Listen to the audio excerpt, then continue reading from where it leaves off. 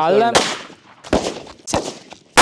வெடிப்பொண்டு நடக்க போகுது. அது 2-3 வினாடி மட்டும்தான் நாங்கள் உயிரோடு இருக்க போகிறோமோ இல்லையோ அப்படின்றத வந்து தீர்மானிக்கும். 2026ஆம் ஆண்டு உலகத்திலேயே மிகப்பெரிய அளவில் போர்கள் நடைபெற்று கொண்டே இருக்குது. ஒரு போர் நடக்கும்போது குண்டுகள் வீசப்படும் போது அதிலிருந்து எப்படி தங்களுடைய உயிரையாவது மக்கள் காப்பாற்றி கொள்ள வேண்டும் என்று தெரியாமலே மிகப்பெரிய அளவில் உயிர்கள் இன்றைக்கு பறிபோய் கொண்டிருக்குது.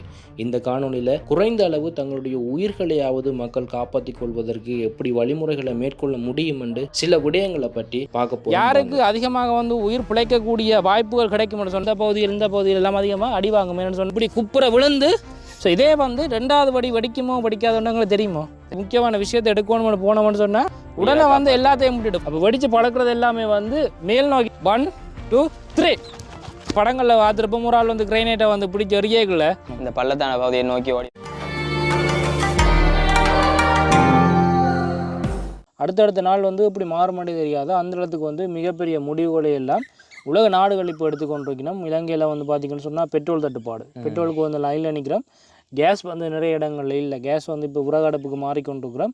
அப்படி வந்து எல்லாமே நாங்கள் பழைய நிலைமைக்கு இப்போ போய் கொண்டிருக்கிறோம். பாடசாலையில் ஒரு நாள் நிப்பாட்டி அதுதான் பாடசாலை வந்து புதன்கிழமையில் வந்து இலங்கையில் வந்து இப்போ நிப்பாட்டி இருக்கிறோம். அரச விடுமுறையாக வந்து எல்லாத்துக்குமே வந்து விடுமுறை விடப்பட்டிருக்குது புதன்கிழமை. ஸோ இதெல்லாமே நடக்கிறது வந்து எப்படிப்பட்ட ஒரு சூழலை வந்து உருவாக்குதுன்னு சொன்னால், அதாவது இந்த உலகத்தில் வந்து போர் இப்போ நடந்து கொண்டு இருக்குது. அந்த போருக்குள்ளே நாங்களும் இப்போ இருக்கிற மாதிரியான சூழ்நிலையில் தான் நாங்கள் இப்போ இருந்து கொண்டிருக்கிறோம். என்ன எதிர்காலங்களில் இப்படியான கட்டங்கள், அதாவது நாங்கள் இப்படி கதைச்சு கொண்டிருக்க கூட தாக்கப்படலாமா இல்லையா? தாக்கப்படலாம். என்ன எப்போ வந்து என்ன நடக்குமென்று தெரியாத ஒரு உலகத்தில் வந்து இப்போ நாங்கள் இருந்து கொண்டிருக்கிறோம். ஈரான் இஸ்ரேல் இடையிலான போர் வந்து இப்படி முடிய போகுது, என்ன மாதிரி போக போகுதுன்றதே வந்து ஒருத்தராலையும் சொல்ல முடியாமல் இருக்குன்னு. அமெரிக்க அதிபர் இருந்து கொண்டு ஒரு நாள் வந்து ஒரு கதையை சொல்கிறார், இன்னொரு நாள் வந்து இன்னொரு கதையை சொல்கிறார். ஸோ அதால் வந்து இந்த போர் இல்லாமல் எப்படி போகுதுன்னு சொல்லி யாருக்குமே வந்து அந்த ப்ரிடிக்ட் பண்ண முடியாமல் இருக்கிறாங்க. ஆனால் ஈரானும் வந்து சரமாரியாக தாக்குதல் வந்து நடத்தி கொண்டே இருக்குது. 3 வடி இருக்குது. அதாவது வந்து சீனா வடி சாதாரணமாக வந்து வெடிக்கக்கூடிய வடி தான் இருக்குது. 2வது உலக யுத்தம் கேள்விப்பட்டிருக்கியா? படித்தேன், புத்தகத்தில் படித்தேன். அது வந்து ஜப்பானில் போட்டவங்கள அணுகுண்டு உண்டு அதே மாதிரி. பட் ஆனால் சும்மா நோமலாக குண்டுகள் வந்து விழுந்தா என்ன செய்ய வேணும்? ஓடி போய் ஒளியணும், பங்கருக்கு போய் பதுங்கணும். சரி, பங்கருக்கு போய் பதுக்கணும். ஆனால் இதுக்குள்ள வந்து எங்கே இருக்கு பங்கர் இருக்கோ? இதுக்கு பங்கர் இல்லை, பங்கர் ஒன்றும் இல்லை. பட் கிரைனைட் அதெல்லாம் விழுதுன்னு சொன்னால் எங்களுக்கு எவ்வளோ நேரம் கிடைக்கும்? எங்களுக்கு டைம் குறைவு, மிக சரியான டைம் சரியான குறைவாக இருக்கும். இது 3 வடியை சேர்த்து வச்சுக்கிறேன். நான் திரியை வந்து ஃபுல்லாக அந்த கலட்டி விட்டுட்டேன். நம்ம சாதாரணமாக வந்து ஒரு கொஞ்சம் நேரத்தில் இது படிச்சிடும். வானத்தில் இருந்து விழக்கூடிய ஒரு குண்டு மாதிரி இது விழுந்தால் வந்து நாங்கள் எப்படி ரியாக்ட் பண்ண போகிறோம்? இப்போ பக்கத்தில் எதுவுமே இல்லை, ஒரு வெட்ட வழியாக இருக்குது தானே, சும்மா மேடு பள்ளங்கள் இருக்குது, ஒரு புதர் இருக்குது. ஸோ நாங்கள் இது வந்து ஒரு பெரிய வெடிகுண்டு மாதிரி, இந்த வெடிகுண்டு விழுந்தால் நாங்கள் எப்படி என்னென்று எங்களை பாதுகாத்து கொள்ளலாம். அதுவும் வந்து எங்களுக்கு இருக்கக்கூடியது எவ்வளவு நேரம்? மிக குறைவான சில வினாடிகள் மட்டும்தான் இருக்க வேண்டாம். 3-4 வினாடி மட்டும்தான் இருக்குது. அந்த வினாடிக்குள்ளே வந்து நாங்கள் என்ன செய்யலாம்? அப்போ இது வந்து கட்டாயம் எல்லாருமே தெரிஞ்சு கொள்ள வேண்டிய ஒரு வீடியோ வந்து சேர்த்து கட்டுவோம். கொளுத்தேல அது போலியோடா பார்த்திடவா எரிய போகுது, வெடிக்க தான் போகுது. அது 10 ரூபா. சரியா? டே 1 2 3 ஓட.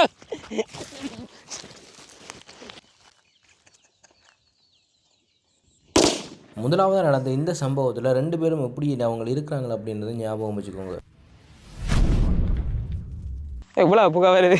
புகைதானடா வருது. அப்போதான் ஓடி போத்தில் உள்ளே போனா இல்லை வெடிக்கும் ஆக்சிஜன் கிடைக்க அடையாடா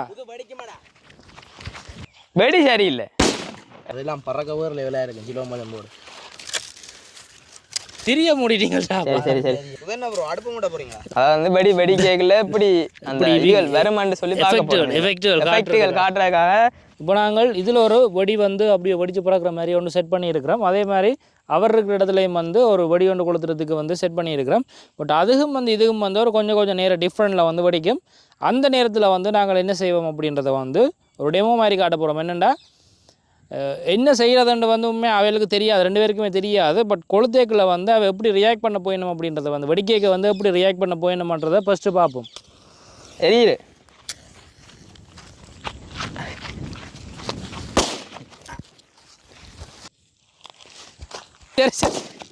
வெடியை பார்த்த மாதிரி இருந்துட்டு அவர் அங்கே வந்து இந்த புதருக்கு பின்னால் ஒழிச்சிருந்து பார்க்குறார். சரி, இப்போ நாங்கள் வந்து எல்லாருமே செய்ததில் வந்து இவர் வந்து செய்கிறத வந்து இதில் வந்து ஒரு பொருத்தமாக இருக்கும். அதாவது இவருடைய உயிரை வந்து காப்பாற்றுறதுக்கு பொருத்தமாக இருக்கும். இப்போ 2-3 வினாடிகள் மட்டும் எங்களுக்கு இருக்குன்னு சொன்னால் நாங்கள் என்ன செய்யணும்? ஓடி போய் ஒழிக்கணும் இல்லை எங்களை உயிரை காப்பாற்ற எங்களை உயிரை காப்பாற்றணும்னு சொன்னால் அந்த வினாடிகள் மட்டும்தான் எங்களுக்கு இருக்கும் நேரம். நீங்கள் வந்து பால் என்ன செய்ய நீங்கள் படுத்து நான் ஓடி போய் உடனே ஓடி போய் ஒரு கொஞ்சம் தூரத்தில் ஓடி போய் டக்கண்டு விழுந்து படுத்துனீங்களே, இதை வந்து முதல்ல நீங்கள் அதை பார்த்துருக்குறீங்களோ? படம் வழியாக பார்த்துருக்குறேன். படங்களில் பார்த்துக்கிறீங்க. வெடி வந்து வெடிக்க போகுது அப்படின்னு தெரிஞ்ச ஒரு நேரத்தில் வந்து உடனே ஓடி போயிட்டு இப்படி குப்புற விழுந்து இப்படி படுக்கிறதால வெடித்து வந்து பறக்க போகிறது எல்லாமே வந்து நிலத்துக்கு கீழால் பறக்காது.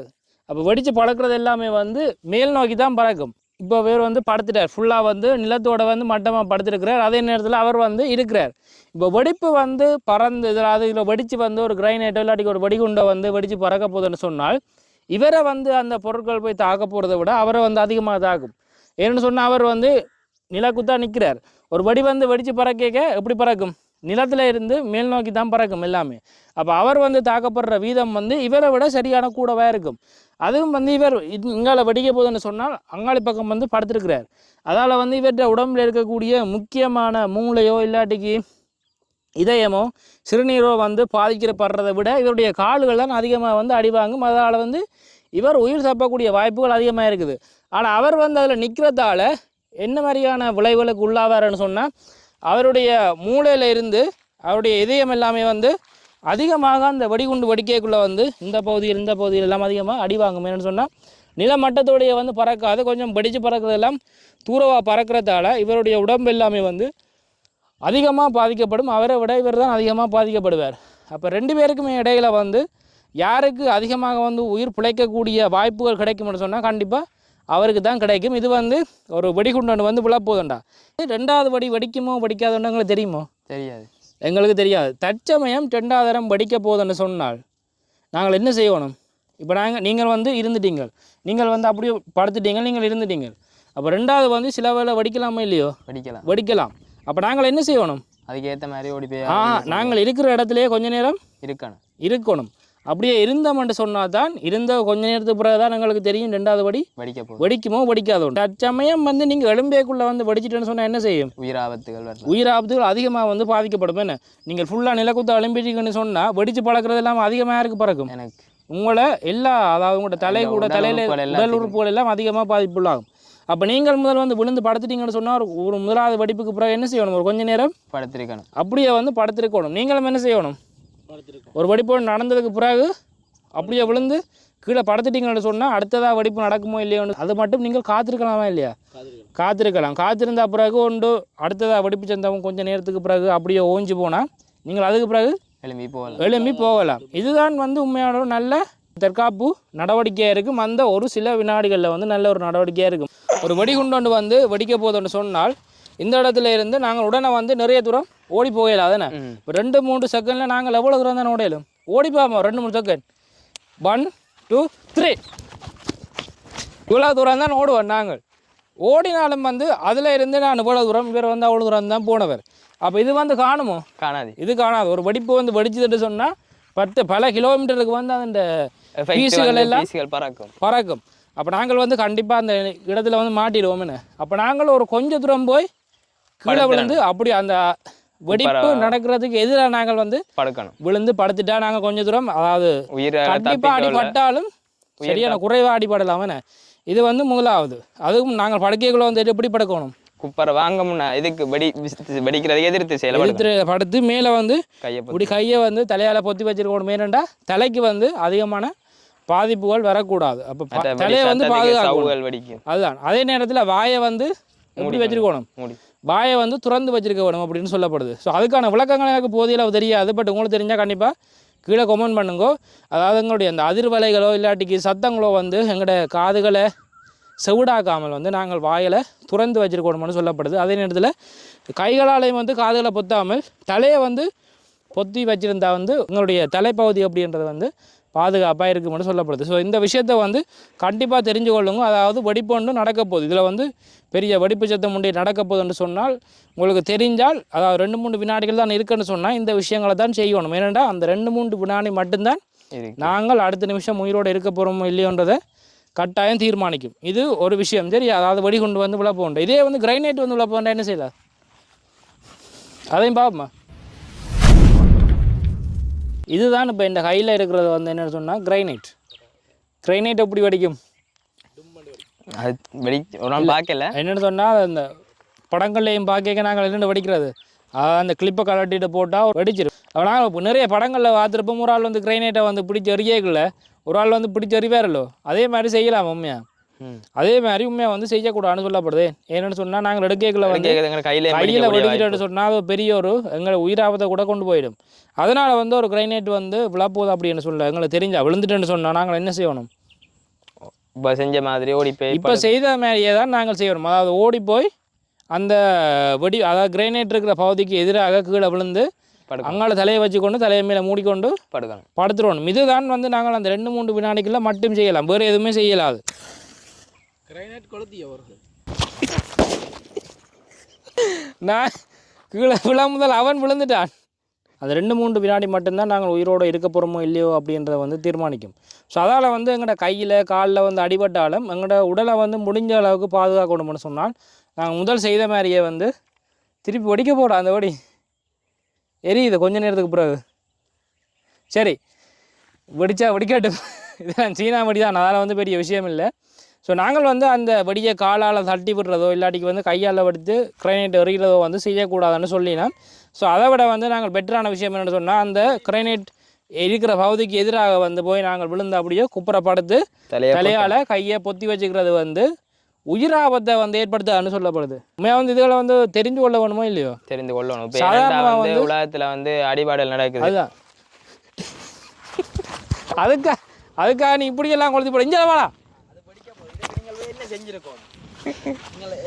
இது நாங்கள் செய்வோம், சீனா வழியானெல்லாம் செய்யலாம். அடியை பார்த்துனாரு வெடி கொண்டு வந்து விழுந்துட்டேன்னு சொன்னால் நாங்கள் காலால் தட்டலாமோ? தட்டக்கூடாது. காலாலெல்லாம் தட்டக்கூடாது. நாங்கள் வந்து அவ்வளோ போஸாக வந்து தட்ட மாட்டோம். நாங்கள் வந்தும் ரொனால்டோ இல்லைன்னு பந்தை வந்து தட்டி விடுற மாதிரி தட்டி விடலாது.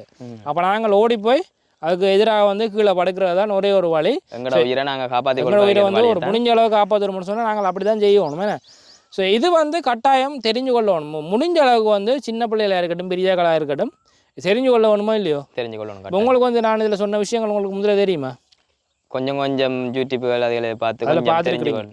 எனக்கும் வந்து நானும் இதில் வந்து ஸ்பெஷலிஸ்ட்டும் இல்லை, எதுவுமே இல்லை. நானும் வந்து ஜஸ்ட்டு இந்த கூகுளில் வந்து சர்ச் பண்ணி பார்த்தது மற்றது வந்து சில வீடியோஸில் வந்து பெரிய பெரிய யூடியூப் சேனலில் எல்லாம் இப்படி சொல்லியிருக்கிறாங்களோ அதை வந்து தான் நாங்கள் தமிழில் வந்து இப்போ செய்திருக்கிறோம். நிறைய ஆங்கிலத்தில் வந்து இந்த வீடியோக்கள் எல்லாம் இருக்குது. பட் இப்போ வந்து தமிழில் வந்து நாங்கள் அதை செய்முறையாக காட்டியிருக்கிறோம்.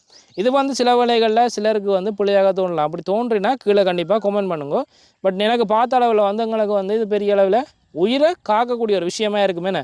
அதாவது இந்த வெட்ட வழியான இடத்துல ஒரு கட்டிடங்கள் கூட இல்லை. எங்களை சுற்றி பாருங்க, ஏதாவது கட்டிடங்கள் இருக்கோ? இந்த இடத்துல வேறு ஒரு கட்டிடங்களுமே இல்லை.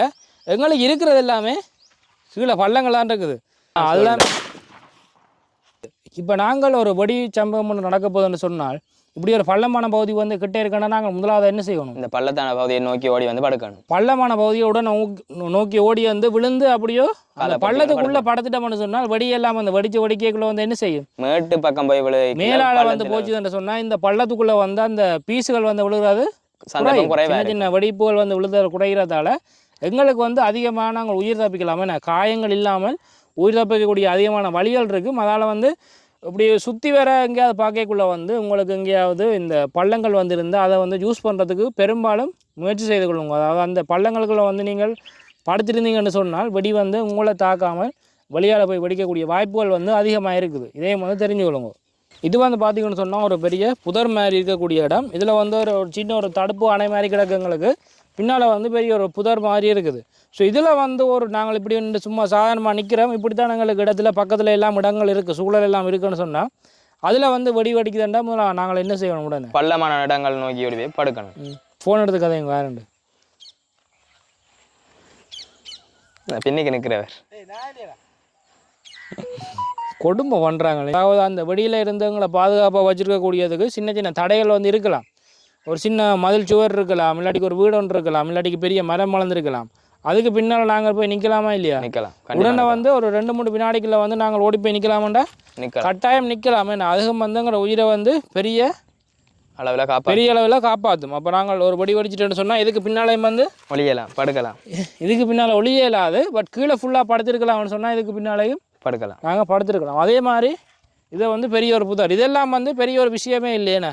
ஒரு வெடிப்போண்டு ஒரு சின்ன பீஸ் ஒன்று வந்து வெடிச்சு பறக்குதுன்னு சொன்னால் இதாலையெல்லாம் ஃபுல்லாக கிழிச்சு கொண்டு வழியால் போய் அங்கால பின்னுக்கு நிற்கிற ஒரு ஆளுக்கு வந்து ஃபுல்லாக தாக்குதல் நடத்திடும். அதால் வந்து இப்படி சின்ன சின்ன பட்டைகள் மாதிரி இருந்தால் பின்னுக்கு போய் ஒளிஞ்சு நின்று பார்க்குறதெல்லாம் கூடாத விஷயமே. அப்போ கீழே வந்து அதில் படுத்திருத்தோணும். மங்கால பள்ளங்கள் இருந்தால் அதில் போய் படுத்திருக்கிறது பெட்டராக இருக்கும். இப்படி ஒரு புதர் ஒன்று இருக்கேக்க பின்னால் போய் படுத்திருக்கிறது இன்னும் வந்து பெட்டராக இருக்கும். ஏன்னா இதுகளை தாண்டி தான் உங்களுக்கு வந்து அந்த செல்லின் ஏதோ ஒன்று வந்து படப்போகுது. அதால் வந்து நீங்கள் அப்படி தள்ளி போய் கீழே படுத்திருக்கிறது இன்னும் வந்து பெட்டராக இருக்கும். இந்த சூழலில் இருக்கிறதுகளை வச்சு பயன்படுத்தி நாங்கள் எப்படி தப்பிக்கிறத, அதாவது அந்த 1-2 வினாடிகளை வந்து நாங்கள் எப்படி எங்களுடைய உயிர் வாழ்க்கைக்கு, அதாவது அடுத்த உயிர் நாங்கள் எப்படி வாழ்கிறதுக்கு தேவை மாதிரி மாற்றி கொள்றதுன்னு சம்மந்தப்பட்டு இங்கே இருக்கக்கூடிய இடங்களை வச்சு சுற்றுப்புற சூழல் எப்படி இருக்குதோ அதை வச்சு நாங்கள் எப்படி பயன்படுத்துறதுன்றதை பற்றி நாங்கள் எனக்கு தெரிஞ்ச அளவு வந்து முடிஞ்ச அளவு சொல்லியிருக்கிறேன். அதிகமாக உங்களுக்கு எக்ஸ்ட்ராவாக ஏதாவது தோணும் தானே, உனக்கு ஏதாவது ஒன்று வேறு என்னென்ன விஷயங்கள் இருக்க பாதுகாப்பாக இருக்க செய்யலாம். அதாவது வெடிக்க உயிரை எப்படி காப்பாற்றலாமோ அதுக்கேற்ற முடிவுகளை நாங்கள் எடுக்கணும். அதான் எனக்கு தெரிஞ்சு உடனே அதுவும் வந்து சரி குயிக்காக எடுக்கணுமே. 2-3 வினாடி மட்டும்தான் இருக்குண்டா அதை வெடிப்பு நடந்துட்டான்னு சொன்னாங்க. கையில் என்ன இருக்குது, நாங்கள் என்ன வச்சுக்கிறோம், என்ன எடுக்கணும், அதை பற்றி எதுவுமே யோசிக்கக்கூடாது.